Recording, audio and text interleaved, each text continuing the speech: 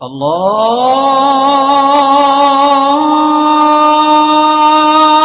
اکبر اللہ اکبر اللہ اکبر اللہ۔ قرآن کریم کو نازل فرمائے تو لیلۃ القدر کہاں ہوگی؟ رمضان کے ہی مہینے میں ہوگی۔ اگر جب رمضان میں قرآن نازل ہوا، اللہ تعالیٰ کہتا ہے اِنَّا أَنزَلْنَاهُ فِي لَيْلَةِ الْقَدْرِ، ہم نے اس قرآن کریم کو لیلۃ القدر میں نازل فرمایا ہے۔ اور اللہ نے وہ بتا بھی دیا کہ لیلۃ القدر کہاں ہے، کہا کہ شہر رمضان الذی انزل فیہ القرآن، کہ رمضان کا ہی وہ مہینہ ہے جس میں قرآن نازل ہوا۔ جب قرآن رمضان میں نازل ہوا تو پھر لیلۃ القدر شعبان میں کہاں سے چلی جائے گی؟ لیکن کیسے سمجھائیں اس قوم کو؟ سمجھ میں ہی نہیں آتی بات۔ سمجھاؤ کہ بھائی لیلۃ القدر رمضان کے مہینے میں ہے، وہ بھی آخری عشرے میں ہے۔ اس کے بارے میں بھی ابو سعید خدری رضی اللہ تعالیٰ عنہ کی ایک حدیث ہے، طویل حدیث ہے۔ اس میں ابو سعید خدری رضی اللہ تعالیٰ عنہ کہتے ہیں کہ میں اکثر و بیشتر نبی کریم صلی اللہ علیہ وسلم سے سوال کر لیا کرتا تھا، اور میں نے نبی کریم صلی اللہ علیہ وسلم سے سوال کیا کہ اے اللہ کے رسول لیلۃ القدر کہاں ہے؟ تو آپ صلی اللہ علیہ وسلم اور ہم سب لوگ جب میں نے سوال کیا تو اس وقت اعتکاف میں بیٹھے ہوئے تھے، مسجد نبوی میں اعتکاف میں بیٹھے ہوئے تھے، اور اعتکاف میں بھی پہلے عشرے میں بیٹھے ہوئے تھے۔ اعتکاف میں بیٹھے تھے، پہلے عشرے میں بیٹھے ہوئے تھے۔ آپ صلی اللہ علیہ وسلم نے کہا ابو سعید لیلۃ القدر اسی رمضان کے مہینے میں ہے اور اس عشرے میں ہے، پہلے عشرے کو کہا۔ لیکن جب پہلا عشرہ نکلا، گزرا پہلا عشرہ، تو نبی کریم صلی اللہ علیہ وسلم نے ارشاد فرمایا کہ جبریل علیہ السلام آئے اور مجھ سے کہا کہ اے محمد صلی اللہ علیہ وسلم، جس چیز کو تم تلاش کر رہے ہو وہ آگے ہے۔ پھر آپ صلی اللہ علیہ وسلم نے ارشاد فرمایا لوگوں میں اگلے عشرے کا بھی اعتکاف کروں گا۔ پہلے عشرے کا کیا، پھر دوسرے عشرے کے لیے بتایا کہ نبی کریم صلی اللہ علیہ وسلم نے اپنے خیمے میں سے جو پردہ تھا پڑا ہوا، اس پردے سے چہرہ نکالا، اور نکالنے کے بعد کہا کہ لوگوں لیلۃ القدر اگلے عشرے میں ہے اور میں اگلے عشرے کا بھی اعتکاف کروں گا۔ اور پھر آپ صلی اللہ علیہ وسلم نے کہا کہ جو میرے ساتھ اعتکاف کرنا چاہے وہ اعتکاف میں اگلے ہفتے بھی اگلے عشرے میں بھی بیٹھ سکتا ہے۔ پھر کہا کہ ہم لوگ سب پھر اگلے عشرے میں بھی بیٹھ گئے۔ لیکن وہ کہتے ہیں کہ میں نے پھر رسول اللہ صلی اللہ علیہ وسلم سے پوچھا کہ اللہ کے رسول لیلۃ القدر کیا اسی عشرے میں ہے؟ تو آپ صلی اللہ علیہ وسلم نے پھر جواب دیا، کہا ہاں ابو سعید اب مت پوچھنا، لیلۃ القدر اسی عشرے میں ہے۔ پھر وہ عشرہ نکل گیا، نبی کریم صلی اللہ علیہ وسلم نے پھر کہا لوگوں جبریل علیہ السلام آئے اور آ کر مجھے بتایا کہ اے اللہ کے رسول جس چیز کو آپ تلاش کر رہے ہیں وہ اگلے عشرے میں ہے، یعنی لیلۃ القدر، وعلیکم السلام لیلۃ القدر اگلے عشرے میں ہے۔ تو آپ صلی اللہ علیہ وسلم نے جب کہا اور پھر وہی بات کہا کہ بھئی دیکھو میں آخری عشرہ، اب آخری عشرہ آ گیا کہ اب میں آخری عشرے میں بھی اعتکاف کروں گا، جو میرے ساتھ بیٹھنا چاہے وہ بیٹھ لے۔ اور پھر ابو سعید خدری نے کہا اللہ کے رسول میرا دل نہیں مانتا، میں نے گستاخی معاف کریں، اور اللہ کے رسول اللہ کی قسم ہے میرا دل چاہا کہ میں پھر آپ سے پوچھوں۔ تو آپ صلی اللہ علیہ وسلم نے کہا کہ ہاں بتاؤ کیا پوچھنا چاہتے ہو؟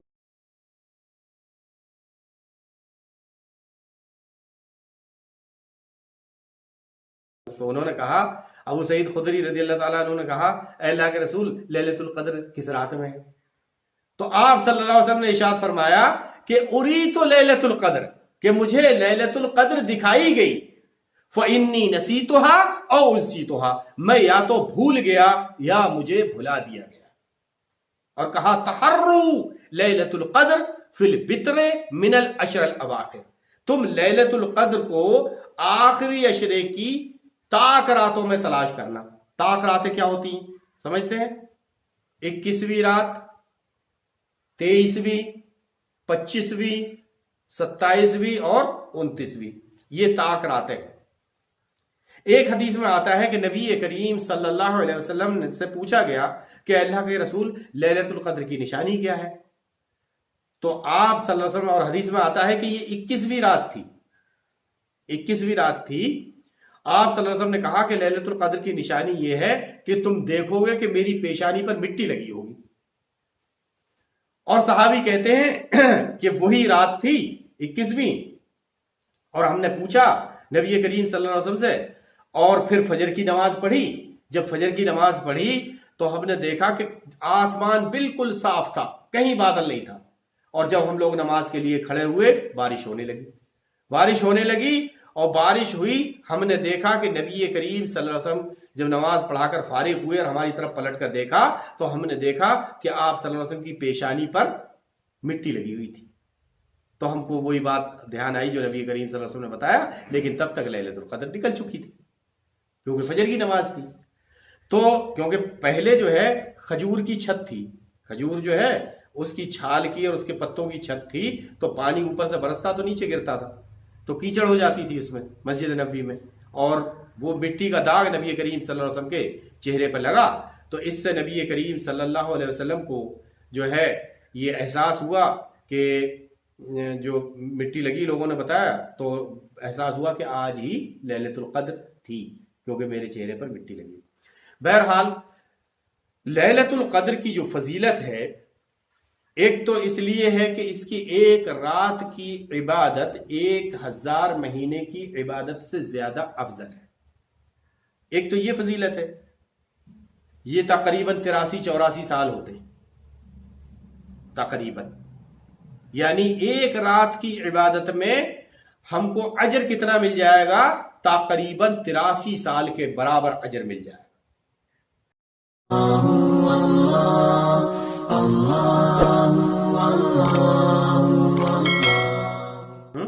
ایک رات کی عبادت، اگر وہ ایک رات کی عبادت ہم نے کر لی تو۔ دوسری بات یہ ہے کہ کہا کہ انا انزلناہ فی لیلۃ القدر وما ادراک ما لیلۃ القدر، کہا لیلۃ القدر خیر من الف شہر، اور بتایا کیا کہ تنزل الملائکۃ، اس میں فرشتے اترتے ہیں، والروح، اور روح الامین اترتے ہیں۔ کہا خیر من الف شہر تنزل الملائکۃ والروح فیہا باذن ربہم من کل امر سلام ہی حتی مطلع الفجر، اور یہ رات جو ہے صبح فجر تک سلامتی کی رات ہے، اور وہ جو فرشتے اترتے ہیں وہ پورے سال کا لیکھا جوکھا سب لے کر آتے ہیں کہ کس کی موت آئے گی اس سال میں، کس کو کیا اجر ملے گا، کس کو کہاں کھانا ہے، کس نے کیا اجر کیا، یہ ایک سال کا لیکھا جوکھا پورا لے کر اترتے ہیں۔ اچھا، ایک جگہ اور اللہ وحدہ لا شریک نے ارشاد فرمایا، لوگ اس کو کہتے ہیں کہ یہ جو ہے شب قدر کی رات یہی ہے۔ اللہ تعالیٰ نے کہا انا انزلناہ فی لیلۃ مبارکہ، کہ ہم نے اس قرآن کو مبارک رات میں نازل فرمایا ہے۔ اس سے بھی مراد وہی ہے، لیلۃ القدر ہی۔ تو اس میں روح الامین اور فرشتے نازل ہوتے ہیں، اور صبح تک طلوع فجر تک فرشتے زمین پر رہتے ہیں، اترتے رہتے ہیں، آتے جاتے رہتے ہیں، فرشتے اترتے رہتے ہیں نیچے، اور وہ سارا نظام پورے ایک سال کا نظام لے کر ساتھ میں آتے ہیں۔ تو اس لیے بھی یہ اہمیت کی حامل ہے۔ ایک پھر اس کے علاوہ تیسری جو اس کی فضیلت ہے، پہلی کیا بتائی؟ پہلے تو 1000 مہینے کی عبادت سے زیادہ افضل، اور دوسری فضیلت کیا کہ اسی رات کو فرشتے اترتے ہیں اور روح الامین بھی اترتے ہیں، اور تیسری چیز کیا بتائی؟ نبی کریم صلی اللہ علیہ وسلم نے ارشاد فرمایا کہ من قام لیلۃ القدر ایمانا و احتسابا، کہ جس کسی نے لیلۃ القدر میں قیام کیا، اور قیام کیسے کیا؟ ایمانا و احتسابا، ایمان کے ساتھ اور احتساب کے ساتھ۔ میں نے پہلے بھی بتایا تھا رمضان کی اس حدیث کے تعلق سے کہ اس میں جو ہے ایمان تو یعنی مسلم ہو گیا آدمی، ایمان والا ہو گیا، درجے الگ الگ ہیں، کسی کے کم کسی کے زیادہ درجے ہیں، ٹھیک ہے نا، لیکن ایمان اور احتساب کے ساتھ تو ایمان والا ہو گیا۔ اگر ہم نے ہم نے کلمہ شہادت پڑھ لیا، اشہد ان لا الہ الا اللہ و اشہد ان محمد رسول اللہ، ہم ایمان والے ہو گئے۔ اس کے درجے کسی کے کم ہے، کسی کے زیادہ ہے، کوئی ایمان میں کم ہے، کوئی زیادہ ہے۔ لیکن دوسری کیا چیز بتائی؟ احتساب کے ساتھ۔ اس میں جو ہے اللہ وحدہ لا شریک کے لیے خالص ہونا چاہیے، اور نیت ثواب کی ہونا چاہیے، اجر و ثواب کی نیت ہونا چاہیے۔ یہ نہیں کہ دوسرے لوگ پڑھ رہے ہیں تو کہا یار یہ پڑھ رہے ہیں میں نہیں پڑھوں گا تو لوگ یہ کہیں گے کہ ارے یار اس نے اس لیل میں رات میں قیام نہیں کیا تو اس لیے میں نے رات کو قیام کر لیا۔ تو اس میں جو ہے ارشاد فرمایا نبی کریم صلی اللہ علیہ وسلم نے کہ ایمان و احتسابا غفر لہ ما تقدم من ذنبہ، تو اللہ وحدہ لا شریک اس کے سابقہ سارے گناہ معاف کر دیتا ہے۔ اور یاد رہے کہ یہ گناہ صغیرہ ہوتے ہیں، کبیرہ گناہ نہیں ہوتے، صغیرہ گناہ معاف ہو جاتے ہیں۔ تو پچھلے سابقہ سارے گناہ معاف ہو جاتے ہیں۔ وہ لیلۃ القدر باذن اللہ تعالی ان راتوں میں ہے۔ اور آج جو ہے، آج 21ویں رات تھی، کل 22ویں تھی، آج 23ویں رات ہے، 23ویں ہے۔ تو آج کی رات بھی عبادت کی اور وتر رات ہے، عبادت کی رات ہے، اور ہو سکتا ہے کہ اسی رات میں لیلۃ القدر ہو۔ تاریخوں کے بارے میں اختلاف ہے، کسی حدیث میں 21 سے ملتا ہے، ابھی جو میں نے بتائی، کسی میں 23 سے ملتا ہے، کسی میں 25 میں، کسی میں 27 میں، کسی میں 29 میں۔ بہرحال یہ حدیث صحیح ہے اور یہی اتھینٹک ہے کہ جو مین چیز جو ہے کہ طاق راتوں میں ہے لیلۃ القدر، اور وہ طاق رات 21، 23، 25، 27 اور 29، یہ آخری عشرے کی جو ہے کتنی راتیں ہو گئیں؟ 5 راتیں ہو گئیں، ان 5 راتوں میں ہے۔ تو ہم کو چاہیے کہ ان راتوں کو ہم ضائع نہ کریں۔ ایک حدیث میں ہے کہ نبی کریم صلی اللہ علیہ وسلم نے ارشاد فرمایا کہ کسی شخص نے لیلۃ القدر کو چھوڑ دیا، اس کا جو ہے بربادی ہے اس کے لیے، جس کی لیلۃ القدر چھوٹ گئی۔ لیلۃ القدر جس کی چھوٹ گئی اس کے لیے بربادی ہے، ہلاکت ہے اس کے لیے، نبی کریم صلی اللہ علیہ وسلم نے ارشاد فرمایا۔ اور بھی اس کے تعلق سے بہت ساری حدیثیں ہیں، کیونکہ ٹائم کم ہوتا ہے خطبے کے میں جمعے کے، اس لیے پوری ڈیٹیل بھی بتانا ممکن نہیں ہے۔ مختصر یہ سمجھ لیں کہ نبی کریم صلی اللہ علیہ وسلم نے دیکھ لیا اور بتا دیا کہ مجھے لیلۃ القدر دکھائی گئی اور بھلا بھی دیا گیا ہے۔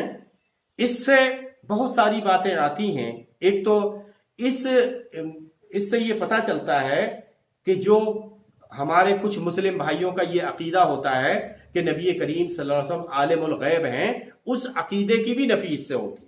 کیوں؟ جو عالم الغیب ہوتا ہے وہ کسی بات کو کبھی بھولتا نہیں، بھولنے کا کوئی سوال ہی پیدا نہیں ہوتا، وہ تو عالم الغیب ہے، اس کو تو ہر چیز کا معلوم ہے، وہ کیوں بھولے گا؟ تو یہ حدیث یہ بتاتی ہے کہ نبی کریم صلی اللہ علیہ وسلم عالم الغیب نہیں تھے۔ کیا جب نبی کریم صلی اللہ علیہ وسلم نے ارشاد فرمایا کہ اریت لیلۃ القدر، مجھے لیلۃ القدر دکھائی گئی، فإنی نسیتھا او انسیتھا، میں یا تو بھول گیا یا مجھے بھلا دیا گیا۔ تو جو اگر عالم الغیب ہو تو نہ تو وہ بھول سکتا ہے اور نہ اس کو بھلایا جا سکتا ہے۔ بھئی عالم الغیب کا مطلب ہی کیا ہوتا ہے کہ غیب کی بات جاننے والا، تو جو غیب کی بات جاننے والا ہے وہ کیسے بھول جائے گا؟ اس کو تو ہمیشہ سب معلوم رہتا ہے، سمجھ رہے ہیں؟ تو یہ اس بات کی دلیل ہے یہ حدیث کہ نبی کریم صلی اللہ علیہ وسلم عالم الغیب ہیں۔ ویسے تو آپ 1000 دلیلیں دیتے رہیں، چاہے قرآن کی دلیل دیں، چاہے حدیث کی دلیل دیں، لیکن جس کو نہیں ماننا ہے تو وہ نہیں مانے گا، وہ مانے گا ہی نہیں، چاہے آپ اس میں قرآن کی دلیل دیں، چاہے حدیث کی دلیل دیں۔ اور آدمی اپنی بات پر اڑ جاتا ہے قرآن میں، جبکہ قرآن میں ہی واضح ہے، لیکن پھر بھی نہیں مانتے ہیں لوگ۔ ہمارا موضوع یہ نہیں ہے، وہ انشاءاللہ پھر کبھی کسی ٹائم بتایا جائے گا۔ بہرحال یہ سمجھ لیں کہ یہ لیلۃ القدر کی یہ راتیں اب شروع ہو گئی ہیں، اور ہم لوگوں کو چاہیے کہ ہم زیادہ سے زیادہ لیلۃ القدر میں یہ ان راتوں میں عبادت کریں جو طاق راتیں ہیں، اس میں زیادہ عبادت کریں۔ مائی عائشہ رضی اللہ تعالیٰ عنہ نے پوچھا کہ اے اللہ کے رسول یہ بتائیں کہ اگر میں لیلۃ القدر کو پالوں، مجھے پتا چل جائے کہ لیلۃ القدر یہ ہے، تو میں کیا کروں؟ تو آپ صلی اللہ علیہ وسلم نے کہا